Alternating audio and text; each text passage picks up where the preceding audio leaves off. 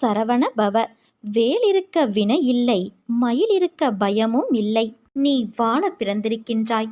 வாழ்வை அனுபவித்து வாழ வேண்டும்.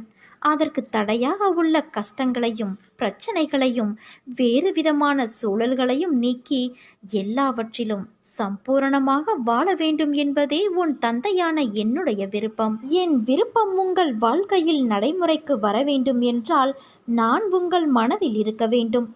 மனதில் இருப்பதை எப்படி அறிந்து கொள்வது என நீ கேட்கலாம். எந்த மனதில் அமைதியும் சாந்தமும் நிலவுகிறதோ, எந்த மனம் எப்போதும் அன்பினால் நெகிழ்கிறதோ, எந்த மனம் அனைத்தையும் சகிக்கிறதோ, எந்த மனம் எப்பொழுதும் பொறுமை காக்கிறதோ அந்த மனதில் நான் இருப்பேன்.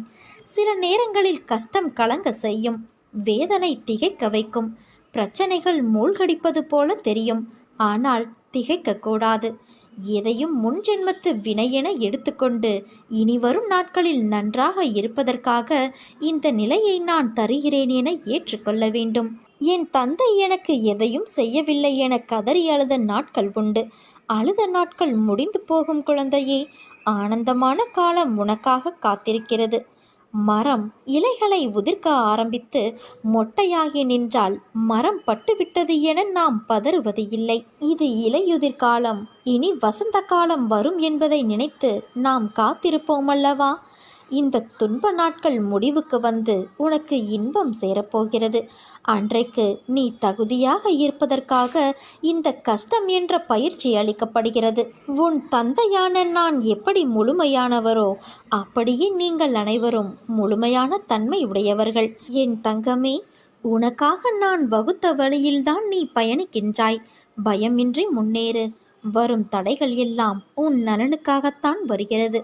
உன் பொறுமைக்கும் உன் நம்பிக்கைக்கும் நீ கனவிலும் நினைக்காத வாழ்வை நான் உனக்கு அமைத்து தருவேன் குழந்தையே. தன்னை நம்பியவருக்கு எதை கேட்டாலும் கொடுக்கும் வல்லமை என்னுடையது.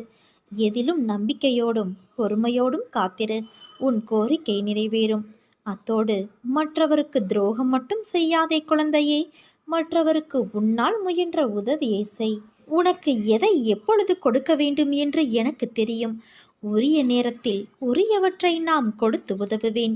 வெற்றி என்ற ஒன்றை மட்டும் நினைத்துப்பார். தோல்வியை பற்றி என்னவே செய்யாதே. என்னை நம்பினோருக்கு தோல்வி என்பது வருவது கிடையாது. எந்த சந்தர்ப்பத்திலும் உன்னுடைய நம்பிக்கையை தளர விடாதே குழந்தையே. பிறர் உன்னை எப்படி நடத்தினாலும் சினத்திற்கு இடம் கொடுத்து விடாதே. இறைவன் மீது நீ தூய களப்பற்ற அன்பு கொண்டுள்ளதால் பிறருடைய மனத்தாங்கள் கெட்ட எண்ணமாகியவற்றிலிருந்து உன்னை எப்படி பாதுகாப்பது என்ற முடிவை அவனிடமே விட்டுவிடு. உன் இன்பங்களையும் மகிழ்ச்சியையும் இறைவனிடமிருந்தே எதிர்பார்த்து இரு. என் திசைக்கு திரும்பும் யாரையும் சோகம் தொடக்கூட செய்யாது. உனக்கு என்ன தேவையோ அதை என்னிடம் தெளிவாகவும் தீர்க்கமாகவும் கேள். எல்லாவற்றையும் உன் தந்தையான நான் நிறைவேற்றி கொடுப்பேன். உன் மனம் நிலையாக இருக்கட்டும். மற்றதை உன் தந்தையான நான் பார்த்து கொள்கிறேன். உனது பிரச்சனைகள் என்னவானால் என்ன? நீ அனைத்தையும் கடந்து போகத்தான் பிறந்திருக்கின்றாய். கஷ்டப்பட்டாலும் சுகத்தை அனுபவித்தாலும் அது முன்ஜென்ம கர்ம வினை பலன் என்பதை உன் தந்தையான நான் காட்டுவேன். நீ இனி எதை பற்றியும் கவலைப்பட மாட்டேன் என்பதை ஒரு தீர்மானமாக வைத்துக்கொள். இனி எப்படி இருக்கப் போகிறாய் என்பதை பற்றி சிந்தனை செய். உன் ஏமாற்றமான சூழ்நிலைகளை மாற்றும் வழிகள் என்ன, நடைமுறை சாத்தியங்கள் என்ன என்பது பற்றி உன் உள்ளத்தில் நான் பேசும்போது கூர்ந்து கவனி. நீ ஆன்மா. உனக்கு சுகமோ துக்கமோ கிடையாது. அவை இந்த உடலுக்கு மட்டுமே உரியது என்றாலும் நான் இந்த உடலைத்தான் கோவிலாக வைத்து அதில் வசிக்கின்றேன். இன்று முதல் இந்த உடம்பு சார்ந்த விஷயத்தில் கவனம் செலுத்துவேன். உன் கஷ்டங்களுக்கு எல்லாம் முடிவு கட்டுவேன். இனி இஷ்டப்படியெல்லாம் நடக்கும் என்று நம்பிக்கையோடும் பொறுமையோடும் சகிப்புத்தன்மையோடும் சுறுசுறுப்பான மனதோடும் நான் இப்படித்தான் இருக்க வேண்டும் என உறுதியாக தீர்மானம் செய். அந்த தீர்மானத்தை நான் வழிமொழிகின்றேன். உன்னை வெற்றியின் பாதைக்கு கைப்பிடித்து அழைத்து செல்கிறேன். என்னுடைய நாமம் மலை போன்ற பாவங்களை அளிக்கும். என் நாமம் கோடிக்கணக்கான தீய நாட்டங்களை நாசம் செய்து நிர்மூலமாக்கும். என் நாமம் காலனின் கழுத்தை நெரிக்கும். இவ்வளவு மகிமை உள்ள என் நாமத்தின் மீது ஆர்வத்தையும் ஆசையையும் அன்பையும் வளர்த்து கொள்ள வேண்டும். எதிர்பாராமல் நாக்கில் தோன்றினாலும் என் நாமம் தன்னுடைய பிரபாவத்தை வெளிப்படுத்தும். நம்மை பரிசுத்தமாக்கிக் கொள்ள நாம ஜபத்தை விட சுலபமான வழி வேறு எதுவும் இல்லை. என் நாமத்தை தியானம் செய்வதற்கு நீராடல் தேவையில்லை. நாமம் செய்வதற்கு சடங்குகளும் சாஸ்திரங்களும் தேவையில்லை. மனம் தளராத நம்பிக்கை, அசராத பக்தி, இவை இரண்டுமே எப்போதும் உன்னுடைய பிரதான குறிக்கோளாக வைத்துக்கொள். ஒருவன் காத்தாடியை ஆகாயத்தை நோக்கி விடுவான் என்றால் அந்த காத்தாடியின் மீது உள்ள நம்பிக்கை அல்ல, காற்றின் மீதுள்ள நம்பிக்கையும் நூலின் மீதுள்ள பொறுமையும் அந்த காத்தாடியை ஆகாயத்தை நோக்கி பறக்க உதவுகிறது. அதே போலத்தான் உன்னுடைய வாழ்க்கையும். உன் வாழ்க்கையை நீ உனது குறிக்கோளை அடைய மிக முக்கியமானது நம்பிக்கையும் பொறுமையும் மட்டும்தான். ஏற்றிவிடப்பட்ட காத்தாடி மீண்டும் தன் கையில் வர வேண்டும் என்றால் நாம் முதலில் சமாளிக்க வேண்டியது காற்றின் சீற்றத்தை தான். அதே போலத்தான் நம் வாழ்க்கை என்னும் பெருங்கடலை கடக்கும் பொழுது இடையில் ஏற்படும் சீற்றங்களை மிக கவனமாக கடக்க வேண்டும்.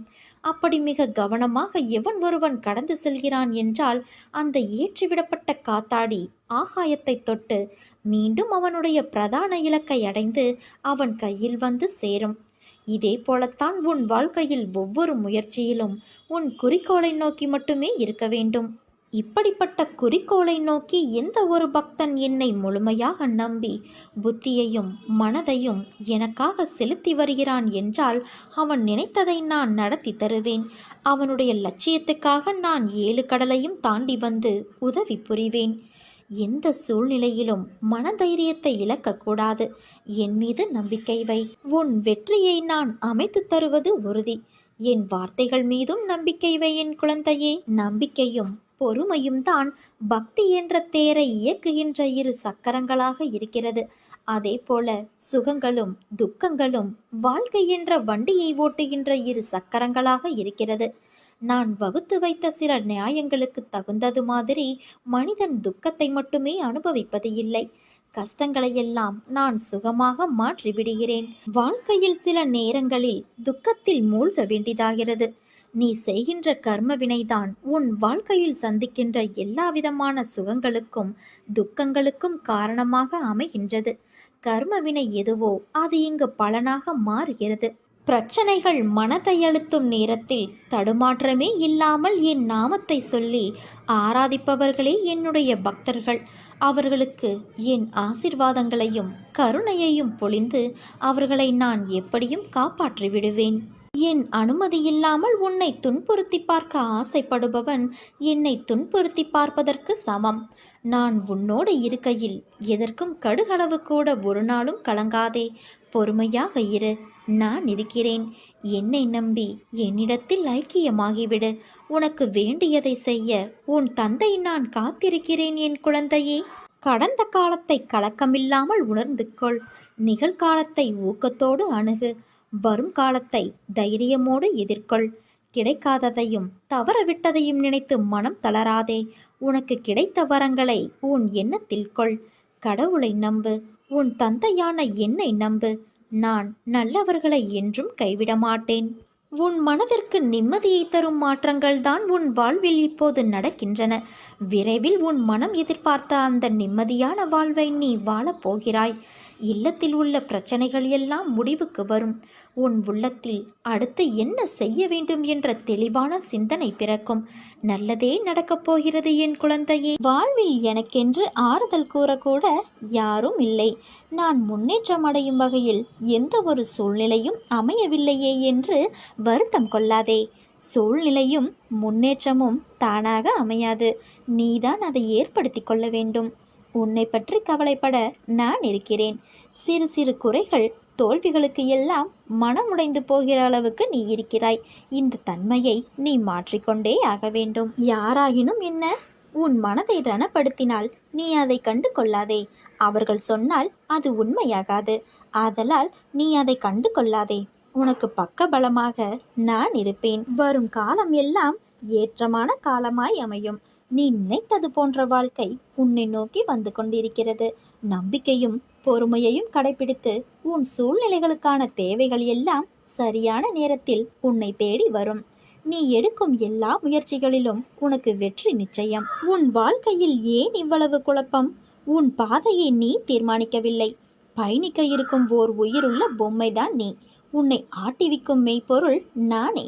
உன்னை சரியான பாதையில் செலுத்தி செயல்பட வைப்பது என் வேலை. என்னிடம் நீ சரணாகதி அடைந்து விட்டாய். பிறகு ஏன் இப்படி குழம்பி போயிருக்கிறாய்? வாழ்க்கையில் நீ போகும் பாதை கடினம்தான். ஆனால் உனக்கு துணையாக உன் அப்பா இருக்கிறேன். உன்னை கண் பார்வையில் வைத்திருக்கின்றேன். உன் அசைவுகள் அனைத்தும் எனக்கு தெரியும். உன்னில் இருப்பது நீ அல்ல, நான். உன்னை ஒருவர் தாழ்வாய் நினைத்தால் உனக்கு எவ்வளவு சங்கடமாக இருக்கும். அதை போலவே தான் மற்றவர்களுக்கும். மற்றவர்களுக்கு மரியாதை அவர் ஓர் உயிர் உணர்வுகள் என்று எண்ணி அவர்களுக்கு மதிப்பை கொடு. அவர்கள் திறமை, புகழ், பணக்காரர் என்ற கண்ணோட்டத்தை மனதிலிருந்து எடு. யாரையும் ஒரே கண்ணோட்டத்தில் பார்க்காதே. சிலர் உன் வாழ்வை கஷ்டத்தை ஏற்படுத்தியிருப்பார்கள். அதை போலவே மற்றவரும் உன்னை கஷ்டப்படுத்துவார்கள் என்று நீயே ஒரு முடிவுக்கு வராதே. உன் வாழ்க்கை என்பது காற்றாற்று வெள்ளம் போல. அதை எதிர்நோக்கி போராடிதான் அதில் நீச்சல் அடித்து மேலே வர வேண்டும். ஆனால் அதை உனக்கு கடக்க உன் சாயப்பாவின் துணை எப்போதும் இருக்கும். உன் தாயாக, தந்தையாக நான் உன்னை உயிராய் கருவில் இருக்கும் குழந்தை போல சுமந்து நேசித்து காப்பேன். வாழ்க்கையில் நீ போகும் பாதை கடினம்தான். ஆனால் உனக்கு துணையாக உன் சாயப்பா இருக்கிறேன். உனக்கு நான் அடிக்கடி கூறுகிறேன், நம்பிக்கையோடு இரு என்று. ஆனால் தூக்கமில்லை, எதையும் சிந்திக்க முடியவில்லை. ஏன், எதற்காக வாழ வேண்டும் என்று உன் மனதில் தோன்றும் எண்ணங்களிலிருந்து முதலில் வெளியே வா. நான் சொல்ல வருவதை கொஞ்சம் காது கொடுத்து கேள். வாழ்க்கை என்றாலே ஏற்றம் இறக்கம் கலந்த ஒன்று. அதை லாபகமாக நகர்த்தி செல்வதில்தான் சிறப்பு இருக்கிறது. இவ்வுலகில் வாழும் எல்லோர் வாழ்க்கையிலும் எல்லா சூழலும் ஒன்று போல அமையாது. அன்பு, காதல், தேடல், வளர்ச்சி, ஆசை ஆகிய எதுவும் அளவுக்கு மீறி போகும்போது சிக்கல்தான் ஏற்படும். அடுத்தவர்களின் துயரங்களை கேட்கும் பொழுது அதை ஆழ் மனதிற்கு கொண்டு சென்று நம் வாழ்க்கையிலும் இப்படி நடக்குமோ என்று நீயே கற்பனையாக யோசிக்காதே. அந்த சந்தேகமே உண்மையாக உன்னை சுற்றியுள்ளவர்களிடமிருந்து உன்னை பிரித்துவிடும். மனதில் உள்ள குப்பைகளை உனக்கு நம்பிக்கைக்கு உரியவர்களிடம் கொட்டிவிடு. அல்லது ஒரு காகிதத்தில் எழுதி பிறகு அதை அக்னிக்கு இரையாக்கிவிடு. மனதை ஒருநிலைப்படுத்தி தியானம் செய். தியானத்தின் போது எல்லா எதிர்மறை சக்தியும் என்னை விட்டு விலகிவிடும் என்ற எண்ணத்தோடு தியானம் செய். தோல்விகள் நிரந்தரமல்ல என்று எதையும் புரிந்து ஏற்றுக்கொண்டால் அழுத்தம் வராது. மாறாக நேர்மறை எண்ணங்கள் உன்னை சூழ்ந்து பாதுகாக்கும். உனக்கு எல்லா சூழ்நிலைகளிலும் நான் துணை நிற்பேன். என் வார்த்தைகள் மீது நம்பிக்கை வைத்து செயல்படு. மீதியை நான் பார்த்து கொள்கிறேன். உன் கவனம் என் மீது இருக்கட்டும். எதை பற்றியும் கவலை கொள்ள தேவையில்லை. நான் உன்னை கவனித்துக் கொள்கிறேன். உன் மனதில் உன் எதிர்கால வாழ்க்கையின் எதிர்பார்ப்புகளை உன் சாய் தேவா அறியாமல் இருப்பேனா? அந்த எதிர்பார்ப்புகளை விட உனக்கான வாழ்க்கையில் அதிக பொக்கிஷங்கள் நீ நினைத்தது போல நடக்கும். இப்போது கஷ்டம் இருப்பதால் அதுவே தொடர்ந்து விடுமோ எதிர்காலத்திற்கும் என்று நினைத்து பயப்படாதே. எல்லாம் நன்மைக்கே. உன் சாய்தேவா உனக்கானதை, உன் விருப்பப்படியான வாழ்க்கையை உனக்கு நான் அமைத்து கொடுப்பேன். உன் வாழ்க்கையை நினைத்து நீ வேதனைப்படும் அளவிற்கு நான் உனக்கு தூரமாகிவிட்டேனா? உன்னை இந்த உலகிற்கு என் கருவிலிருந்து கொண்டு வந்துள்ளேன். உன் உயிரின் முழுமையும் நீயே என் பிள்ளைதான். அப்படி இருக்கையில் உனக்கானதை எப்படி நான் தராமல் இருப்பேன்? உன் வலிகள், வேதனைகள், நீ நினைத்து பார்க்காத எண்ணங்கள் உன்னை சூழ்ந்து காயப்படுத்தியது எல்லாம் என் கண்கள் பார்த்தது. நிச்சயம் நீ நல்ல திருமண வாழ்க்கையை பெறுவாய். உன் வாழ்க்கையில் வசந்தமான நேரங்கள் அமையப் போகின்றது. இது நிச்சயம் சத்தியமாக நடக்கும். அதனால்தான் உதி என்ற மருந்தை என் பிள்ளைகளுக்கு என் ஆசிர்வாதமாய் நான் வழங்குவது. அவர்களின் ஆன்மாவை தூய்மைப்படுத்தி உடலாலும் உள்ளத்தாலும் நோயின்றி வாழவே விரைவில் அகம் புறம் என நீ புண்பட்ட தடங்கள் தெரியாமல் குணமாகுவாய். ஆனால் நான் சொல்வதை நம்பாமல் ஏன் இந்த மனநிலை உனக்கு? உனக்கு எது நல்லதோ அதை தான் நான் செய்வேன். உன்னிடம் உனக்கான படைக்கப்பட்டதை நான் சமர்ப்பிப்பேன். வாழ்க்கை என்பது ஒரு பூவை போன்றது. காலையில் நல்ல புத்துணர்ச்சியுடன் இருக்கும். சிறிது நேரம் தாண்டினால் வாடிவிடும். பூக்கள் வாடிவிடும் என்பதற்காக அந்த செடியில் பூக்கள் பூக்காமல் இல்லையே. அதை போலத்தான் கஷ்டம், சந்தோஷம் இவை கலந்ததுதான் வாழ்க்கை. என்ன நடந்தாலும் வாழ்க்கை செல்ல வேண்டும் என்று எண்ணாதே. வாழ்க்கை உயிரோட்டமுள்ளதாய் செல்ல வேண்டும் என்ற எண்ணத்தை கொண்டு நீ உன்னில் மனதில் பதித்துக்கொள். வாழ்வில் நீ போகின்ற பயணம் என்பது நெடுதூரமா அல்லது குறைவான தூரமா என்பதை முதலில் யோசித்து அதில் இறங்கு. பயணத்தில் நீ நிறைய சோதிக்கப்படுவாய். நூலை நீளமாகத்தான் உனக்கு கையில் தருவேன். அதை தக்க நேரத்தில் உபயோகித்துக்கொள். நூல் நீளமாக இருக்கும் பொழுதே அதை சரியான காரியத்திற்கு பயன்படுத்திக்கொள். உன்னை விட்டு நான் என்றும் விலக மாட்டேன். என் அன்பு குழந்தையே, உனக்கு எப்படி இந்த உலகத்தையும் உன்னை சுற்றி இருக்கும் சக மனிதர்களையும் பற்றி உனக்கு எப்பொழுது புரிய போகிறது? ஏன் எல்லோரிடத்திலும் பாசத்தை வைத்து உன்னை நீயே இன்று வெறுக்கின்ற அளவுக்கு போகிறாய்? ஏன் சிறு விஷயத்தை கூட பெரிதாக யோசித்து உன் நிம்மதி என்னும் கதவிற்கு நீயே பூட்டை போட்டு தாளிட்டு கொண்டு எனக்கு ஒரு புதிதாக காலம் பிறக்காதா என்று ஏங்கி நிற்கும் உன்னை பார்த்து உன் சாயப்பாவின் மனம் புண்ணாகி போய் உள்ளது. உனக்கு வெளியில் இருக்கும் கஷ்டங்களை காட்டிலும் உன் மனதில் நீ யோசிக்கும் எண்ணங்கள், அதன் வெளிப்பாடாய் நீ மற்றவர்களிடம் பேசும் வார்த்தை, நீ எப்படி இருக்க வேண்டுமோ அப்படி உனக்கான வாழ்க்கை என்னும் பாதை திசை திரும்புகிறது என்று ஆதங்கத்தில் செய்வது அறியாது சக்தி இல்லாமல் தளர்ந்து காணப்படுகிறாய். அதை பார்க்கையில் உன் சாயப்பா நான் துடித்து போகின்றேன். உன் கண்ணில் கண்ணீரை பார்க்கும் நேரமெல்லாம் என் கண்ணில் தாரை தாரையாய் கண்ணீர் வருகிறது. மற்றவர்களிடம் எதையும் எதிர்பார்க்காதே. அதுதான் உன்னை இந்த அளவிற்கு தள்ளியிருக்கிறது. மற்றவர்களிடம் பேசு, ஆனால் அவர்களிடம் உன் அன்பை வழிகாட்டாதே. அப்படி அவர்களுக்காக ஏங்குகிறாய். கிடைக்காத அன்பை எதிர்பார்க்கிறாய் என்றால் அந்த நிமிடம் நீ விலகி செல். ஏனென்றால் அடுத்த நிமிடம் உன் அன்பிற்கு மதிப்பு இருக்காது. உன் சுயமரியாதை அந்த இடத்தில் பொதிந்து போகும்.